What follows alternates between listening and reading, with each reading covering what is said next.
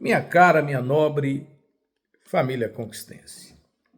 Ontem, a Câmara de Vereadores fez a sessão de tombamento do antigo prédio que ainda funciona como a chefia do Poder Legislativo conquistense, que no começo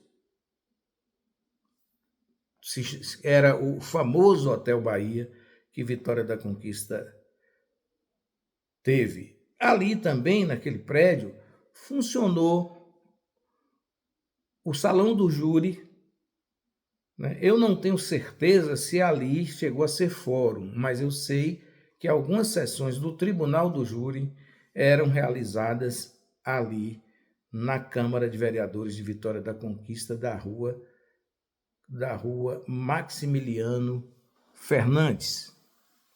Desculpe, Zeferino Correia.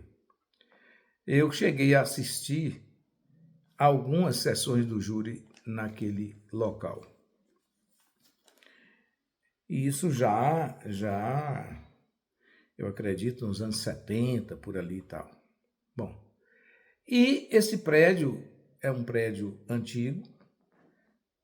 Não sei se ele foi aqui, eu quero pedir desculpas a vocês, porque é uma preocupação que eu tenho de dizer quem fez o prédio. Eu não sei se foi Luiz Pedreiro.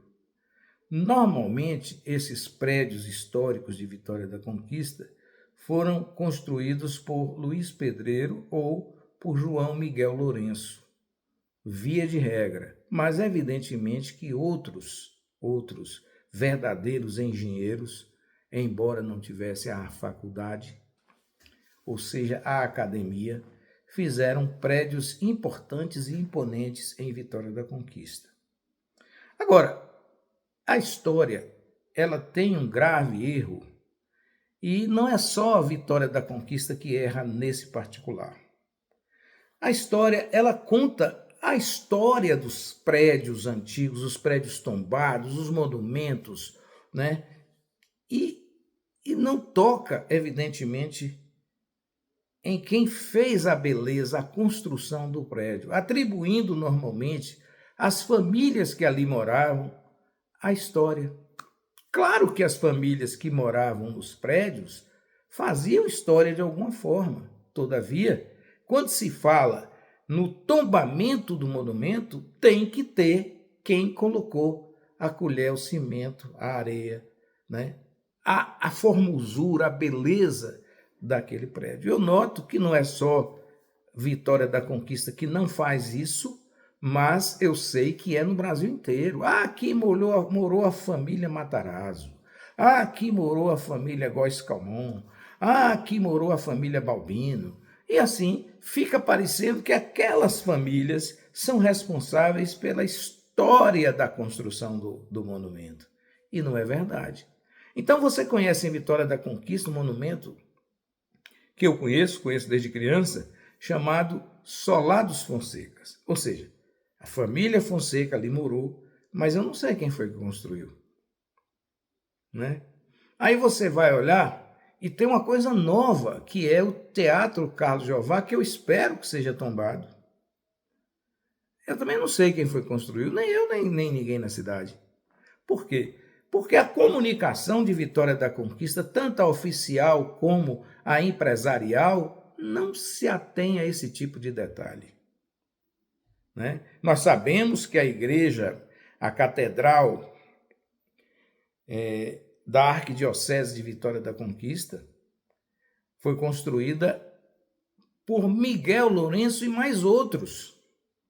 João Miguel Lourenço e outros. Mas cadê a história? E eu sei que alguém me disse, eu não me recordo quem, que a história de Vitória da Conquista, para quem tem vontade de reescrevê-la direito, tinha que se ater às atas da igreja. Desde as quermesses, as festas, enfim, e que toda essa documentação estaria em Salvador. E eu só vi a preocupação de um homem em Vitória da Conquista em relação a isso. Ex-deputado, como eu considero o deputado mais consequente da história de Vitória da Conquista, o maior realizador, o que fez a maior quantidade de obras e serviços que transformaram Vitória da Conquista, Coriolano Salles. Ele, quando pretendia ser prefeito de Vitória da Conquista, me disse: Paulo, nós vamos fazer uma coisa em Vitória da Conquista. Eu quero nomear uma equipe e você vai chefiar essa equipe de 20 pessoas para pesquisar a Vitória da Conquista lá na igreja de Nossa Senhora da Vitória, em Salvador, e encontrar os arquivos da igreja, porque eu sempre questionei o mando de Vitória da Conquista, que nós só conhecemos a partir de 1840, mas não temos certeza alguma do movimento de 1840 a 1890. Existe um registro de uma professora da UESB, que eu peço desculpas, me falha o nome, de que em 1863 o senhor José Nunes Baiense ganhou uma eleição em Vitória da Conquista. Eu cheguei a ler os escritos, mas que essa eleição não se sabe até hoje se ela valeu ou não, porque o mando de Vitória da Conquista não permitiu a posse em tese, eu não sei a rigor. E aí o que acontece? A província, o governo da província mandou empossar o eleito, mas ninguém sabe se houve o governo de José Nunes Baiense ou não. Essa documentação é da igreja. E eu cheguei a comentar com o deputado Coriolano Salles sobre esse assunto. Aí disse mais a ele, falei: olha, Vitória da Conquista tem uma história ligada a muitas cidades na Bahia. Ligada a Nazaré das Farinhas, a Maracás, a um lugar que chama Urubu, né, que é Paratinga, a Bom Jesus da Lapa, a Rio de Contas, a Condeúba, a uma cidade chamada Rio Pardo, em Minas Gerais, porque houve, na verdade, Vitória da Conquista, em algum tempo foi território mineiro. Não posso dizer que já era Minas Gerais naquele tempo, mas era alguma coisa ligada a essa cidade, Rio Pardo. Só que você não encontra essas coisas. Você sabe dos filhos de Vitória da Conquista, né? Mas você sabe, evidentemente, que tudo começou com Caetité. E por isso eu citei todas essas cidades aí ao redor, para dizer que algum tipo de ligação Vitória da Conquista tem na sua origem ligação com essas localidades que eu falei, que não necessariamente na época se poderia considerar cidade, mas há ligação. E posteriormente veio a ligação de cidades como Macarani, Tarantim, Potiraguá, Cruzilhada, Ribeirão do Largo, Nova Canaã, Manuel Vitorino, Bom Jesus da Serra, Mirante, tem outra também aqui, Bom Jesus da Serra, Mirante, Caetanos, Poções, Anagé, Barra do Choça, Belo Campo, porque tudo isso faz parte do antigo Sertão da Ressaca, que ele vem mais ou menos ali de Floresta Azul ou Itororó, não dá para localizar afinal direitinho, e ele se estende até Manuel Vitorino, que fica a coisa de 40 quilômetros, eu acredito, da cidade de Jequié. Por isso que aquele lado da Caatinga, que pega Caetanos, Bom Jesus da Serra e Mirante, também pertenceu à Vitória da Conquista, porque Boa Nova também pertencia, né? Até Ibicuí. Por isso que eu sempre digo que quem nasceu nessa região é conquistense, não tem outra conversa, porque todas as famílias elas são misturadas por aí, e daí veio a metrópole Vitória da Conquista, que aos poucos cresceu, e essa cidade que é hoje. Então, eu passei esses dados a ele. E, por coisa do destino, ele não foi prefeito de Vitória da Conquista, e não há em Vitória da Conquista nenhum interesse fora do que tinha o ex-deputado Coriolano Salles, né? com essa recuperação da história de Vitória da Conquista. Todavia, a partir do momento que prédios de Vitória da Conquista foram não tombados, mas derrubados literalmente, você ficou sem construir algum tipo de história daquela situação e preservá-los exatamente para que você conte a vida. Eu tenho recebido aqui muito do meu amigo Beto Veronese algumas fotos que eu não tenho esse tempo, essa idade, mas eu ainda conheço algumas pessoas que têm lembrança de algumas fotos de Vitória da Conquista. E um dia desses ele me mandou a foto da Rua dos Pinheiros e eu só vi a foto do lado contrário. Ao invés de ver a foto a partir do momento da Praça Cacheiro Viajantes até a 9 de novembro, eu ficava vendo a rua no inverso, porque era complicado saber qual era a disposição geográfica de Vitória da Conquista da época, mas ele descobriu que se tratava da Rua dos Pinheiros, que hoje é a Rua Francisco Santos. Que são coisas que são interessantes, porque o mundo não nasceu hoje, né? E nós só podemos compreender o presente se nós soubermos alguma coisa do passado. Do contrário, seremos apenas uns animais que bebemos, comemos, dormimos, andando para um lado para o outro, e não somos coisa nenhuma, não é verdade? Não temos a origem. Bom, e eu falei tudo isso para dizer o seguinte: existe um grupo formado pela Câmara de Vereadores de Vitória da Conquista que está trabalhando o tombamento de alguns monumentos históricos que Vitória da Conquista tem. Pouquíssimos, é bom que se diga, porque muitos foram para o chão, né? Então, nós especialmente estamos falando aqui hoje da primeira rodoviária de Vitória da Conquista, que naquele tempo era uma grande coisa, que é exatamente o prédio da Delegacia de Polícia de Vitória da Conquista, da Praça São Barreto, que a Prefeitura de Vitória da Conquista resolveu tombar, mas tombar jogando no chão. Não tombar sob o ponto de vista do cuidado histórico que deve ter e da memória. E aí eu lembrei que eu tinha visto aquela foto daquele lugar em algum canto, né? Principalmente no tempo que eu tinha jornal, eu tinha muita fotografia que acabou se perdendo. E eu resolvi questionar por que a Câmara de Vereadores passou batida sobre aquele prédio.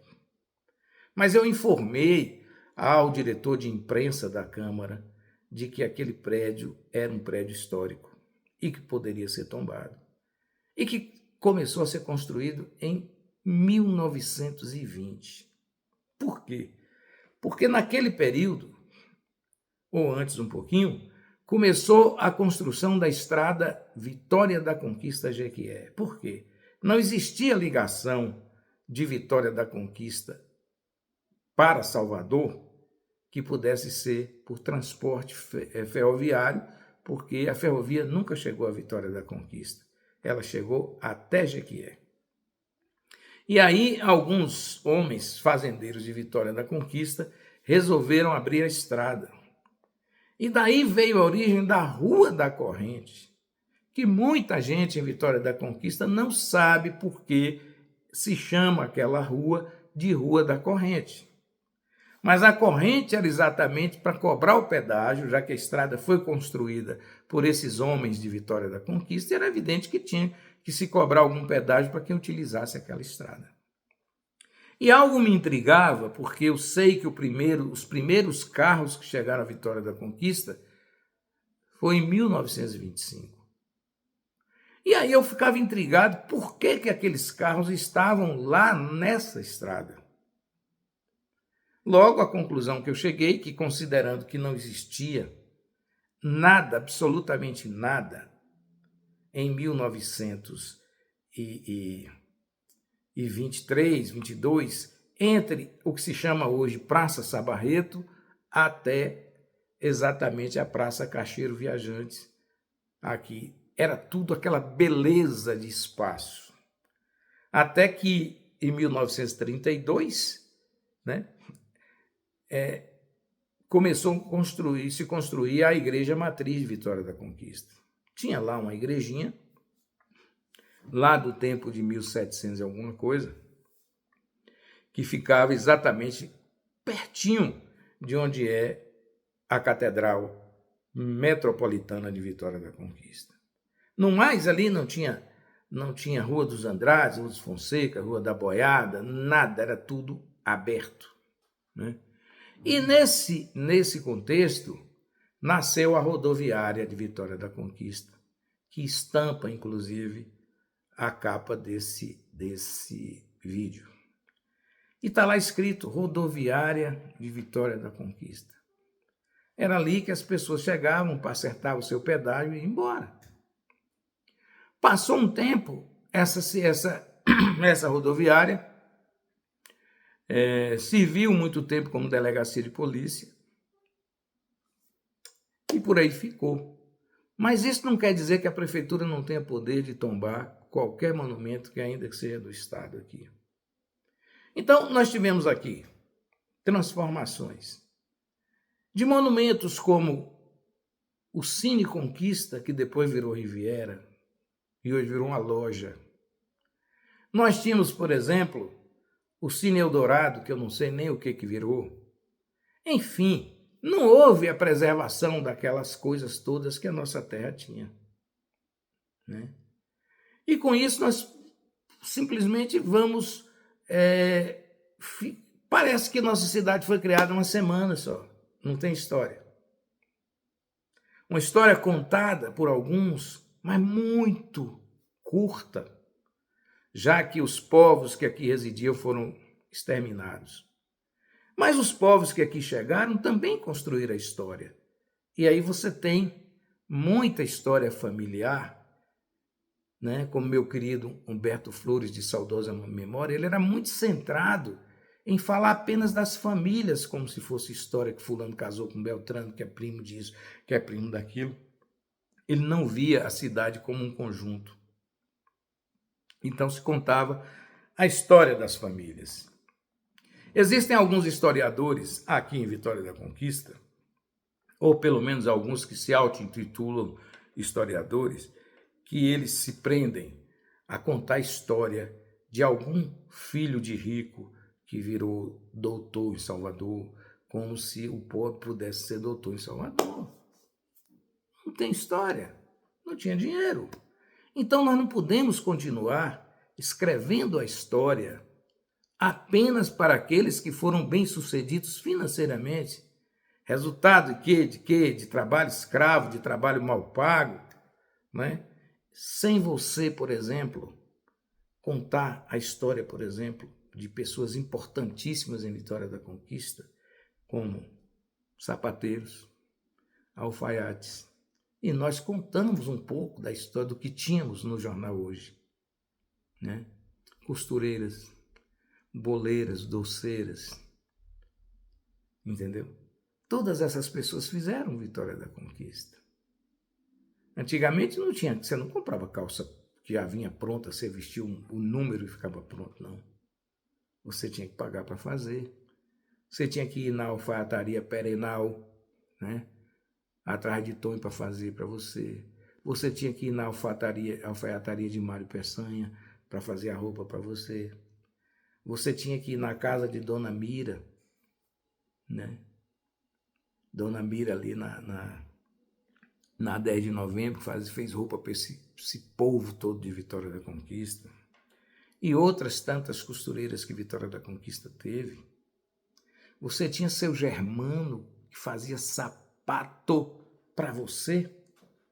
Depois ele pegava o tamanho e começava a vender sapato. Lá ali onde é a Abdias Menezes, não aquela parte de baixo do Mercadão de Vitória da Conquista hoje. Então, você tem que lembrar, por exemplo, dos padeiros.